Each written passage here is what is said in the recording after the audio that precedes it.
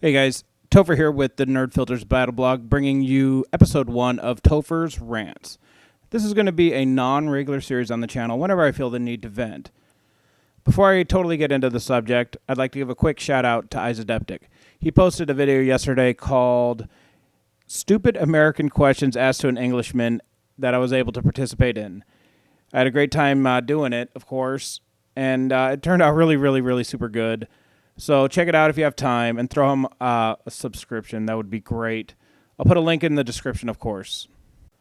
So the first subject of Topher's Rants is really going to be a touchy one: racism in the gaming community. I know normally the videos I post are funny, and I really try to keep everything light and keep everything fun, but recently I had an experience that was pretty horrible. Ruckus and I were playing a game on Conquest on Zavad, and I was hit by a tow missile from out of bounds. Now, when I spawned back in, actually, I went way out of my way to find the guy. I actually went out of bounds, causing the 10-second runoff to start, and I killed him basically right outside of his spawn. I didn't have a chance to get back into bounds, but when I spawned back in the second time, I quickly ran across the guy again, and did what I do best, which was kill him. Right after that happened, of course, I got a message from him. I get those a lot. You know, my playstyle is very aggressive.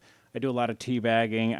Try to have a good time, and you know, I do get a lot of messages from players that I kill or players that I'm trolling, and you know, we have a little tit for tat. It's always in good fun, and afterwards, most of the time, you know, we send friend requests to each other, and we do it again. That's just how we do it.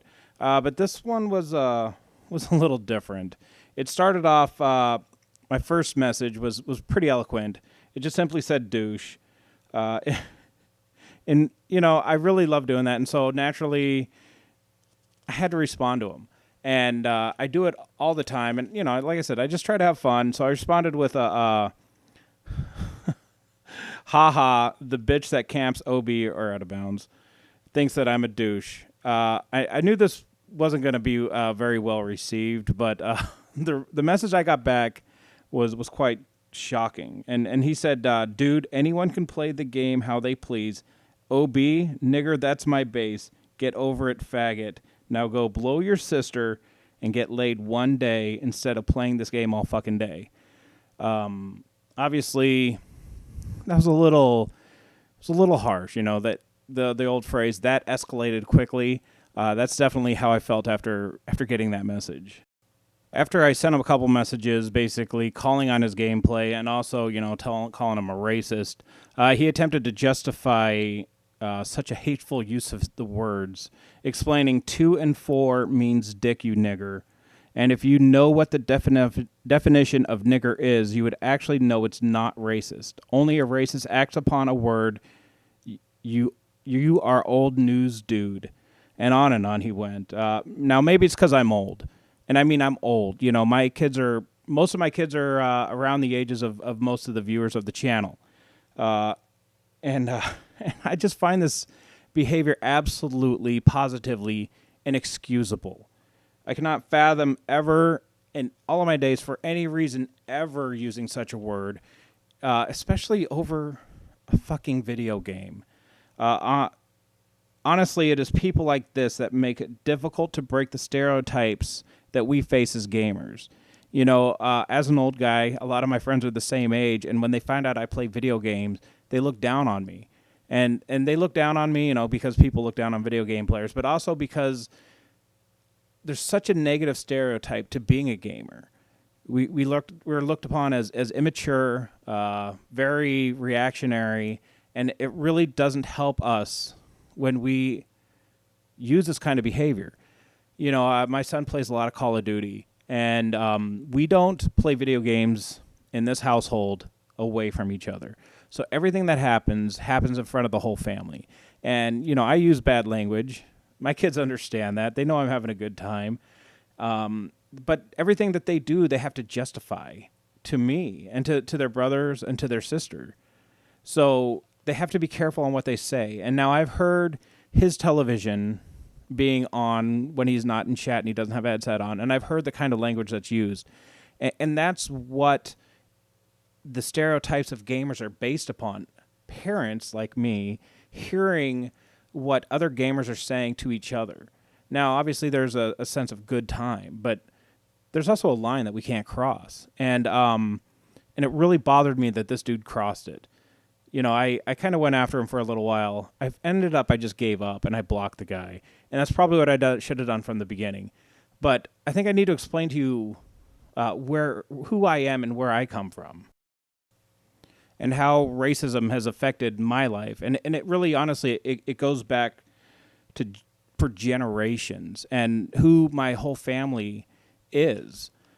My grandmother, my grandfather, or my Omi and Opa, as I call them, which is grandmother and grandfather in German, met during World War II in the early 1940s in Germany. My Omi was a telephone operator, and my Opa was in the Air Force, and they met while they were on a phone call. He was trying to call America. This sweet little German girl answered the phone. Obviously, this isn't cell phone, so they weren't Snapchatting or anything.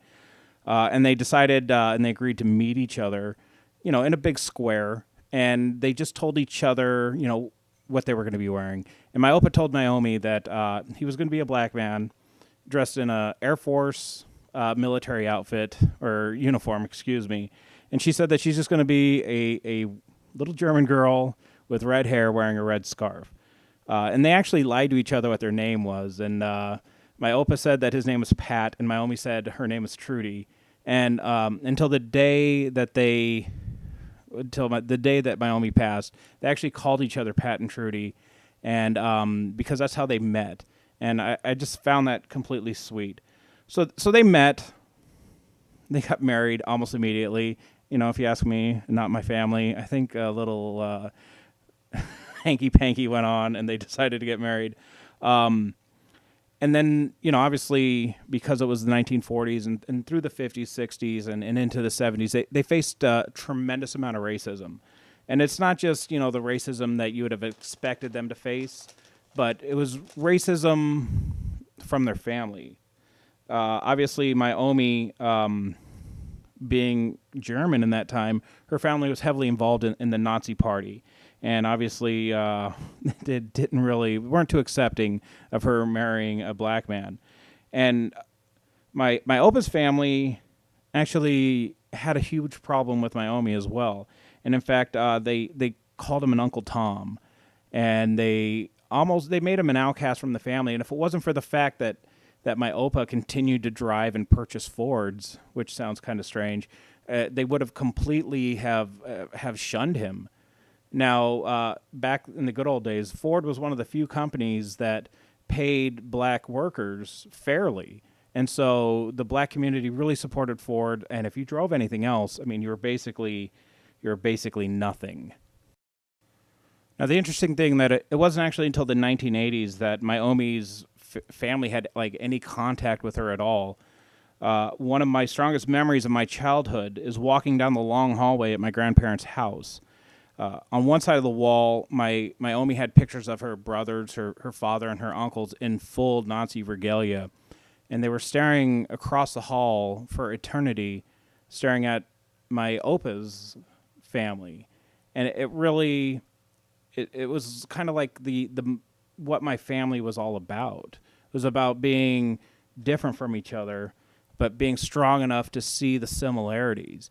In the 1940s, I could not have imagined, being mixed race, but more than that, mixing races. And I was raised, obviously, to not see people for what they are, but for who they are. And it goes beyond race. My whole family is different. My mother and her sisters lived literally 7 or 8 feet from each other half my childhood, and all of my cousins were different. My closest cousin to me in age is half Mexican, and then this beautiful concoction of my Omi and my Opa, and she looks like she's Mexican, just a little darker, and her sister is mixed with Jewish, and she looks more like a Jewish person than as a mixed race person, and it goes on and on. I have a cousin his dad was a redneck, and the goddamn guy looks like a redneck. And so, growing up like this, this behavior was completely, positively, and beyond a doubt unacceptable. And that's how I was raised, and that's how I believe, and that's how I teach my kids to judge people for who they are, not necessarily for what they are. And I hope I've done a good job raising them. So I'd love to hear your thoughts if you've experienced any racism in the gaming community. How you responded to it, I think, is an important thing. Now, I'm going to ask you that you be honest, and I'm going to ask everybody not to judge each other for what they did or for what they didn't do, because we've all seen it, especially, I have a lot of people that play Call of Duty, and I think it happens more in Call of Duty because of the game chat as opposed to squad chat. You have people facing off against each other, and if somebody has a little wisp of hate in them, it seems to come out in those moments. So let us know what you've experienced and how you've reacted, and if you've come to the defense of people, or if you've been on the bad side as well. So I hope you guys enjoyed this and found this informative. I know it's a little thick, but I think it's something that we need to talk about as a community. So please like, comment, subscribe, visit thenerdfilter.com, and be good to each other now. Let's go.